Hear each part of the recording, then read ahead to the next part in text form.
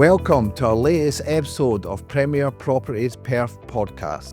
Whether you're looking to buy your dream home or in considering investment opportunities, our podcast aims to provide clarity and confidence in your property journey. Don't forget to subscribe for more insightful discussions on business and property topics. Hi, it's Alan from Premier Properties Perth, and today we are having a chat with Kevin, who's a senior lettings negotiator, and also Laura, who is our business manager.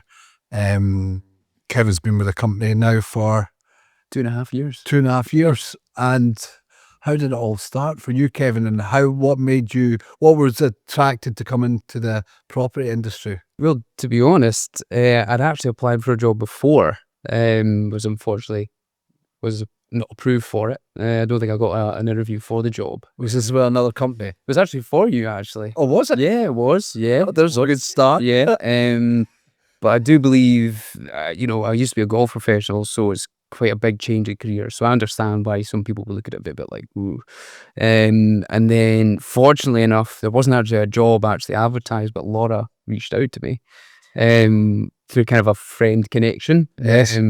Kind of knew her as well. That's a long story going back as well. Quite embarrassing for myself, but it was luckily enough she reached out and she remembered I'd applied for a job and asked if I was interested again. And property is always it's an incredible area to get into, to be honest. It's as we say every day, no 2 days are the same. So and that was 2.5 years ago. Katie and I met you. Yeah. We had a meeting and we thought you were a perfect fit for our lettings team. And so that's 2.5 years it's flown by for you, and you started off just in day-to-day lettings. Yeah. There was so much to learn so quickly, but with a good team that you already had in place, you had a lot of foundations that were easy to pick up on. So it was easy to hit the ground running, really. And Laura's helped me through every step of the way, and so was Murray. And you're now qualified. So what qualification did you go through, Kevin? A chartered housing institution, basically to be able to manage the management of properties. Yes. And to be able to deal with the day-to-day runnings of an estate agency, of a lettings agency. So without that, you can't be authorised to do certain things, certain aspects for the properties. And it's quite a thorough course, isn't it? Very thorough. Yes. And how long does the course last? So I think it's a 5-month course. Okay. With 5 different assessment modules in it. So, but it's such an essential part of being able to, get someone in the property and look after it. It is essential. Yeah. To be able to look after it in every aspect. So you need to know every single area about it. Both from a tenant's perspective and landlord's perspective. Yeah, definitely. Because you need to know the rules and regulations. Absolutely, because you're there to provide advice for both. Yes. And, you're getting people who have never probably rented before looking for advice. You've got landlords who've never been a landlord before looking for advice. And then even from when Laura's probably done her training to when I've done mine, there's been changes in legislation since then. So, and going on to Laura, so Laura, you've started 12.5 years ago. Yes. So how did it come about, and what's your journey been? So initially it was just to cover maternity leave on a temporary basis, 2 days a week. Yes. But that soon changed. Then it was 3 days a week. Yes. And then it was permanent. Okay. And then it was full time. So you've had 3 office moves from the house to the last office to here. Yeah. And what jobs have you covered at Premier Properties? It's changed massively in 12.5 years. So we're obviously working from your house to begin with. Yes. And only doing lettings. Yes. And then once we moved offices, then obviously went into sales. Yes. And just the whole team's changed as well. It's grown. There was only the 4 of us really, and now there's 13 of us all together. So, yeah. So you started off with lettings, but in times of need, you've had to go into the sales team. Yeah, done sales, done accounts, HR. So you really have covered every aspect of the business from start to finish. And if we go back to the lettings, for somebody wanting to rent a property that hasn't rented a property before, what's the process? I don't think a lot of people realise what it all entails. I don't think they realise the demand that's out there for rental properties. So I think people think they can just phone up and get a viewing and pay their deposit and move in. But unfortunately, it just doesn't work like that. No. So how does it work? We've obviously got processes. So at the moment, because demand is so high, we kind of operate on a waiting list. Okay. So the first kind of 6 to 8 people that inquire about a property, we'd obviously get them into view first.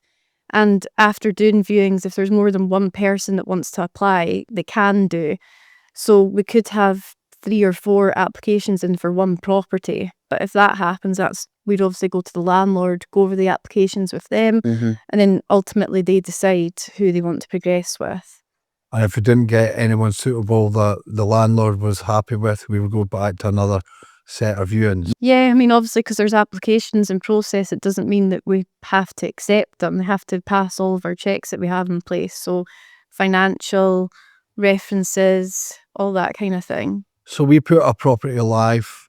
So a landlord comes to us, and you've went out and done a valuation on a rental property, Kevin. So talk us through the process on. Yeah. If it was a landlord out there wanting to know the process, what happens? Well, when we go out there, we just kind of give them an insight into what the world is at the moment, with the demand and supply issue that's going on. These checks are so important to the point where, I worked in Dubai for a short time, and when I wanted to rent a place there, it was a case of, have I got the money to afford it? Yes, I can get the flat.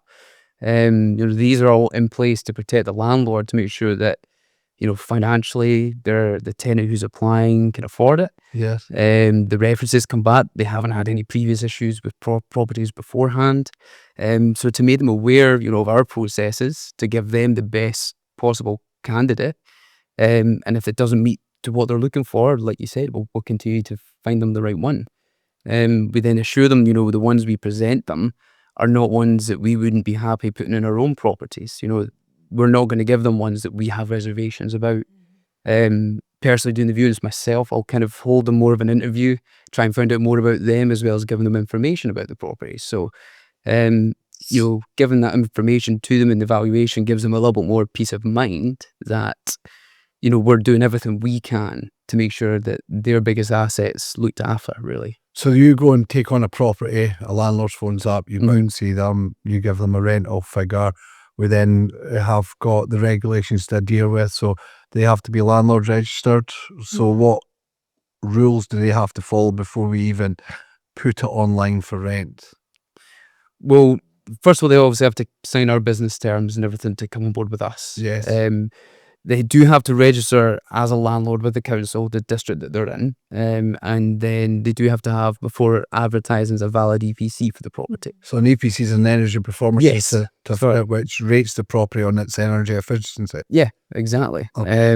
Which is a legal requirement before advertising, but legally cannot advertise without it. That's something we can organise as well. That's a service we provide, or they can provide that themselves. It comes standard if they've just purchased a home as well with a home report. So that's maybe an element they don't need to go into.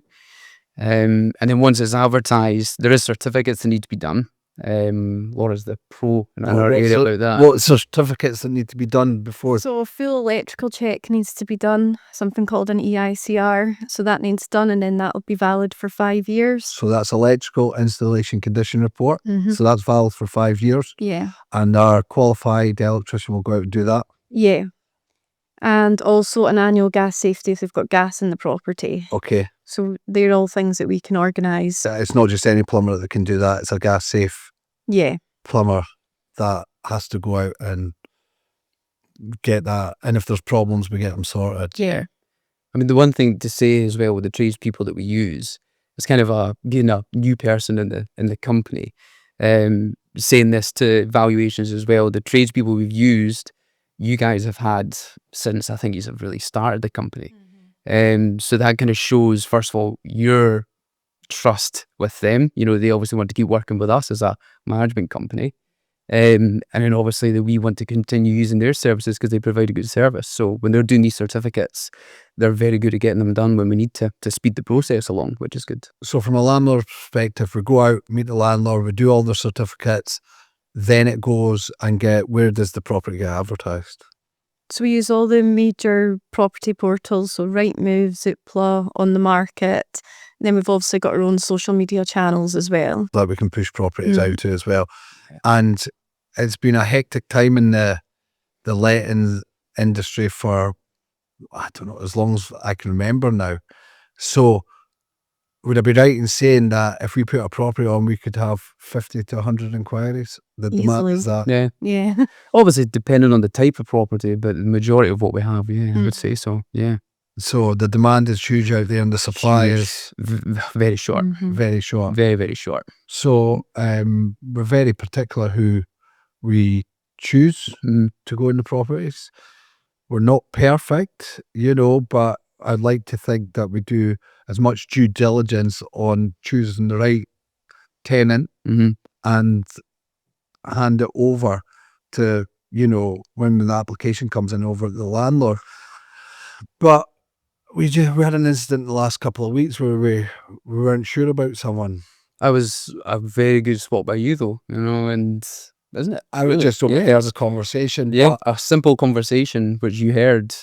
Not one of us really. Yeah, no. To be fair, Laura, you were good with it as well. To be honest, you noticed a few things. And I think that comes with experience. I think Laura and I know that if we see or hear a red flag, that we have to dig into it a bit further. Yeah.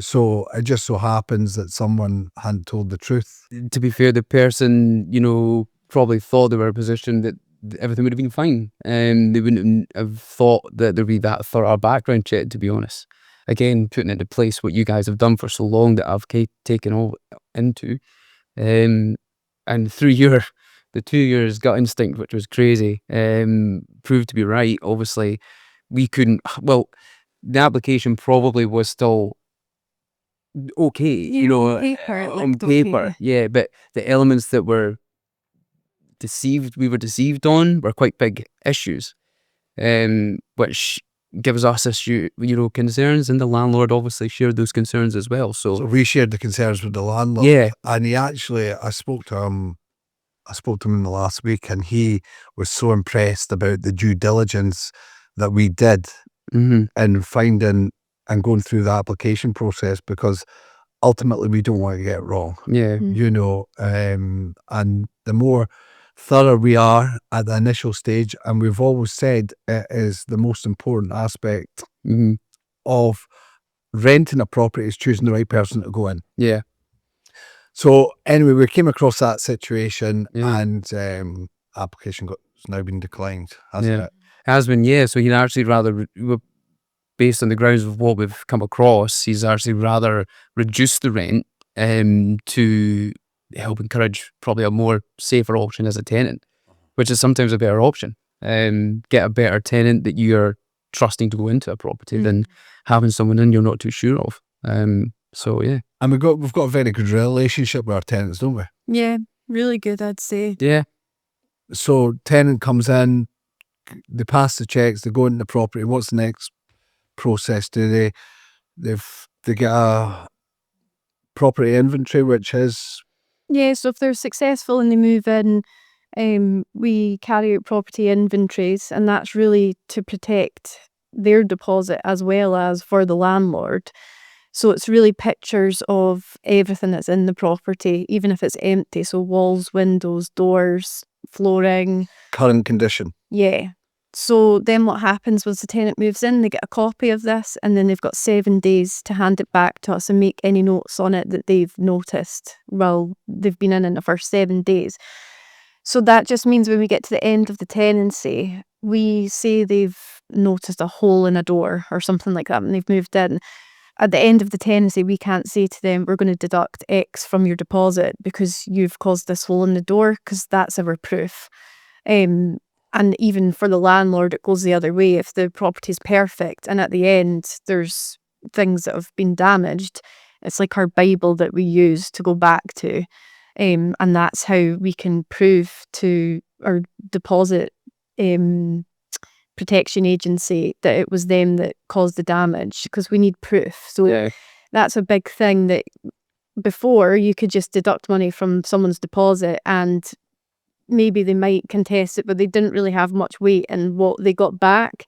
Whereas now we have to obviously use a government-based agency for our deposits, and we've got to prove everything, and it's all done through them. And we've got 30 days to lodge the deposit. Yeah. 30 working days. And the tenants, do they get a certificate? Or? Yeah, so they'll get a deposit certificate. Yeah. Right. With the inventory as well, it's there to protect the tenant's deposit as well as the landlords. That's what, we tell them when they collect their welcome pack. Yes. So, sometimes we'll get tenants to go away and come back. We had one come back with 200 photos to add on. I mean, there's nothing wrong with that. But rather be safe than sorry. So, and then we get some other tenants who are just like, yeah, that's perfect, and they just give us it straight back. But it is there for both. So they have a copy once we get it back to use it as their reference to go back to when they check out too. So the tenants go in and they'll get advised of if they've got any issues. We've got an online repairing portal. The online portal is quite good because it gives them a step-by-step guide on how to fix it possibly themselves. You've got fuse boards that can trip. You've got blocked washers, dishwashers, washing machines on how to unblock them. Your back of your freezer, fridge can freeze. So it gives them a step-by-step guide how to dislodge them, basically. If they can help themselves by getting a problem, the one I always thought of was if there's no heating or hot water, into the boiler, they can watch a video on how to top up the pressure, because the pressure might have just dropped, which would have stopped the heating and hot water. So rather than waiting on a plumber, they can maybe watch the online video, get themselves up and running, and then they've got their heating and hot water back up very quickly. They're not waiting on a plumber, and the landlord essentially doesn't get a cost for a plumber call out. Yeah, I think that's a big thing. They don't want to be charging landlords for things that tenants could potentially be fixing themselves. To be fair, we even do a lot of stuff ourselves. If we feel that it's such an easy fix, like that, or something as simple as screwing a blind back into place or something, we go ourselves and do it. Yeah, numerous times we've had calls in the office, and guys are really good in the office. Yeah, my first winter with you, Alan, was tremendous, to be honest. That was the first dates and burst pipes everywhere. My first winter with you. Talk us through that. So we had the first winter was very cold out here. It was freezing. Yeah, it cold snap for about 3 weeks. Yes. I think you were in theatics probably in that period of time, because obviously there was holidays. So there was a few people bodies short. So I think for a long period of a day, me and you were out either defrosting condensates, topping up boiler pressures, or then burst pipes. If I can recall, you had the outside stack that would freeze all water to the properties, and there was absolutely nothing that we could do about it. No, and we had people round. I think we had our roofing company round to see. I think they did as much as they could, but it was the whole top to bottom. I don't know if you remember that. Yeah, but, really cold winter. Yeah. And then I think as well, because it was blocked, obviously, then it was flowing up into other people's flats in the block, which was awful. Right. And obviously we were trying our best, trying to do what we could, but there was nothing we could do. So sometimes, and it's very rare that we can't do anything. But when it's an act of God like the weather, and the freezing temperatures were that cold, it was kind of out of our hands. It was. But then once it was free, we were there to get in, clear up the mess that was left, and we were there as quickly as we could. But there's obviously a point we could address with the owners going forward. This has been an issue. It might be blocked. Hence why this is what's happened. So it needs to be cleared. So we'll do everything we can to help. We'll learn from it. Yeah, in a sense, there's not really much to learn from, but we're always learning through the lettings team, because we're always coming across circumstances that we may not have been in before, and if we can learn from it, then we'll always take that forward and try and improve it. And the team, we've got a great team. Fantastic, Yeah, very qualified. So there's Murray and there's Joe now, and Joe's going through his exams. Yeah. So at this moment in time, Laura, you're qualified, Kevin's qualified, Murray's qualified, and Joe's going through his qualifications. And we do, after a tenant moves in, we do a settling-in visit. Yeah. So talk us through the settling-in visit. So that's done about 6 weeks after they move in, roughly. Yeah. And it's really just to make sure they're settling in okay. Sometimes people move in and think, I mean to report that drip and tap or something like that. They don't get round to it. But when we go round, they'll notify us, and then we can get things sorted. and just to make sure that they're kind of looking after the property as well. Yeah, that's a good point, Laura, because it gives us an insight after 6 weeks of how the property is getting maintained. Yeah. And then during that visit, it determines when our next visit is. Am I correct in saying that? Well, yeah. I mean, we all, in our terms of business, will say that 6 months, but if we feel the need to do the more regular, we'll even tell the tenant, we need to come back. There's this issue. We need to be looked after. Because we've got obligation to both tenant and landlord. Oh, yeah. Yeah. And we're kind of in the middle of making sure that process runs as smoothly as we can. Yeah. I think if you've got a tenant as well that's paying their rent all the time, looking after the property really well, you don't really want to be there any more than once every 6 months. No. Because it's their home. Yeah. You want them to feel like it's their home. Yeah. And quite often, I mean, we had a tenant there that had been us, I think it was 12 years that just moved out along King Street there. Yes. Yeah. Was he 12 years? Yeah, about 12 Oh, years. yeah. Yeah, so it's a long time. So we are effectively giving people a home for as long as they're What they're looking for. Yes, and we've also got landlords who will come to us and they're looking to invest in properties. So we can give them advice on what we think's the best rental, what rent's the best. Our doors are always open for anyone to pop in and have a chat. Yeah, definitely. Yes. Yeah, anytime. A free valuation service that we offer. So, it's not a waste of time, just to get some inside knowledge, get an understanding and give you a more educated decision, really. And we rent properties, Aberfeldy down to Edinburgh. Yeah. As far east as Dundee. Yeah. Broughty Ferry. Yeah. Broughty Ferry. Yeah. So we can go anywhere in that region. Yeah. And a lot of our landlords who have got more than one property but might not be just in Perth, they will send us down to Edinburgh or Glasgow or wherever. And, our tradesmen will go as well, won't they? Well, yeah, that's the ones that you guys have had for so long. They go. I was surprised by that, but they give you that service, which is incredible, to be honest. Yeah. And have we got many properties for rent at the moment, or what's the current up-to-date market news? Yeah, how many? I think probably about 8 or 9 available. I've only got 8 or 9 available. Yeah, probably. Still quite a lot to go on though. They're just in different positions with tenants moving out. We don't want to advertise too early to show that the property sits too long on a site. Am I right in saying you don't want to advertise too early because you're going to get inundated as well? Yeah, exactly. Property sits too long in the market, looks maybe like there's issues, but at the same time, whilst it's on, when we're actually able to get in to do viewings, in that period of time, people will have found something. So the inquiries that will first come on, they won't be interested anymore. Right. And when we work on that first come, first serve, we're going through people and we're not getting any replies because they've already found something. So it just makes sense. Situation's different. Sometimes you might still have a tenant in the property.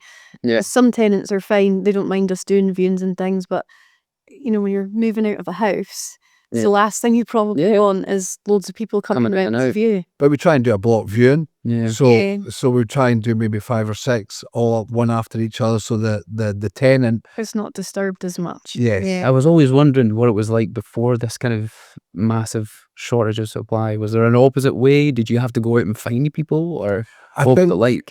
I think it's no surprise that it's a big discussion all over the country that in the last few years, rental figures have vastly increased. And I think the government coming out of COVID put a ban on landlords increasing their rents, which some of our landlords haven't increased rents for years upon years upon years because they're happy their tenant's been in there, they're paying the rent and looking after the property.